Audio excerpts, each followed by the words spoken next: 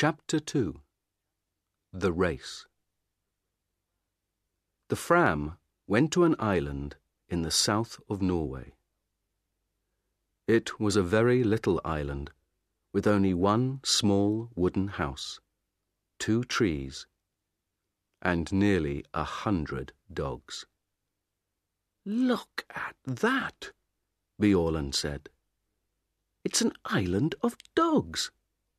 There are dogs in the water, near the trees, on the house, dogs everywhere." 2 men came out of the house. "Hassel! Lindström!" Amundsen said. "It's good to see you. How many dogs do you have for me?" 99, Roald," said Hassel. "The best 99 dogs from Greenland. And they're very happy. They don't work, they just eat and play all day. They're having a wonderful summer here." Good, Amundsen laughed. "But that's finished now." "Hey, Bjaaland, stop laughing. Come down here and help me. Let's get all these dogs onto the ship." It was not easy. The dogs were fat and strong, and they didn't want to go on the ship. But at last, after 3 hours' hard work, all 99 were on the ship, and the Fram went out to sea again. The men were not happy. The weather was bad, the dogs were dirty, and some of the men were ill. They began to ask questions. "Why are we bringing dogs with us?" asked one man, Johansson. "We're going thousands of kilometers south, past Cape Horn, and then north to Alaska. Why not wait and get dogs in Alaska?" "Don't ask me," said his friend Helmer Hansen. "I don't understand it." The men talked for a long time. Then, on September 9th, Amundsen called everyone to the back of the ship. He stood quietly and looked at them. Behind him was a big map. It was not a map of the Arctic.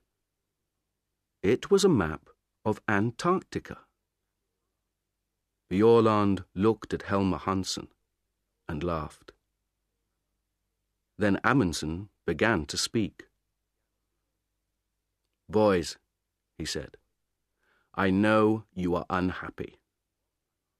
You often ask me difficult questions, and I don't answer. Well, I'm going to answer all those questions now, today. We began to work for this journey 2 years ago. Then, we wanted to be the first men at the North Pole.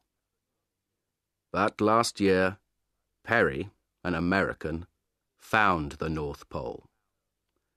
So, America was first to the North Pole, not Norway.